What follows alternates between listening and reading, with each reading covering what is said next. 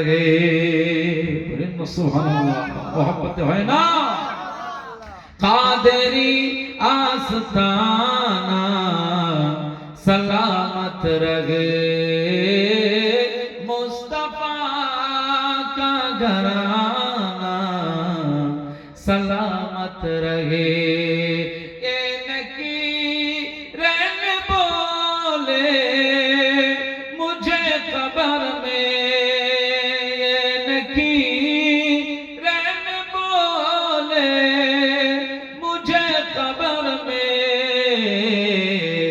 मुस्तफा का दीवाना सलामत रहे।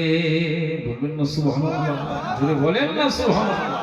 যদি আপনার মুস্তাফার সাথে তাআল্লুক আর মোহাব্বত থাকে তো আপনার কবরটা আমার আল্লাহ সালামত রেখে দেবে। একবার জোরে বলুন সুবহানাল্লাহ।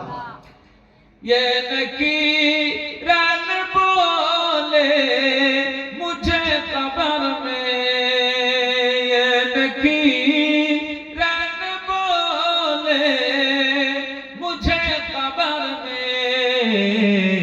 मुस्तफा का दीवाना सलामत रहे। कादरी आस्ताना सलामत रहे। हुक्म था के अदा हो नमाज़े 50। बोलें ना सुभानअल्लाह, जोरे है ना। প্রথমে হুকুম হয়েছিল কয় ওয়াক্তের নামাজ?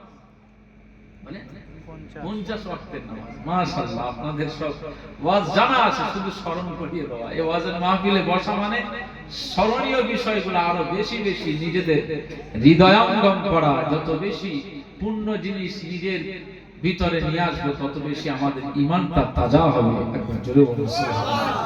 50 ওয়াক্তের নামাজটা আমার আল্লাহ ফরজ করেছিলেন, সেটা কমে কমে কমে কমে হয়ে গেছে 5 ওয়াক্তের নামাজ। কার ওসিলায়? আমাদের হাবিবুল্লাহর ওসিলায়। একবার জোরে বলুন সুবহানাল্লাহ।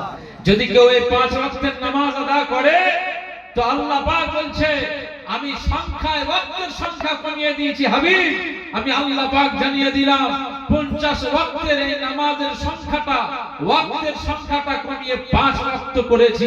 কিন্তু আমি আল্লাহ পাক আমার হাবিব আমার মুস্তাফা আপনার এত ভালোবাসি, আপনার সম্মানের খাতিরে, আপনার ইজ্জতের খাতিরে আপনার উম্মত দিগকে আমি আল্লাহ পাক আমি সওয়াবের দরজাটা আমি ঠিক জায়গায় রেখে দিয়েছি।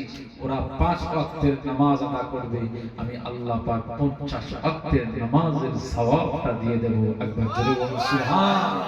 জোরে ভাই না। হুকুম তা কে আদা হো নামাজে 50, আপকা আনা জানা সালামত রহে। বলুন সুবহানাল্লাহ। আসুন এখন সবাই দাঁড়িয়ে যায়, একটু তাকবীর দান তো। নারায়ে তাকবীর, নারায়ে তাকবীর।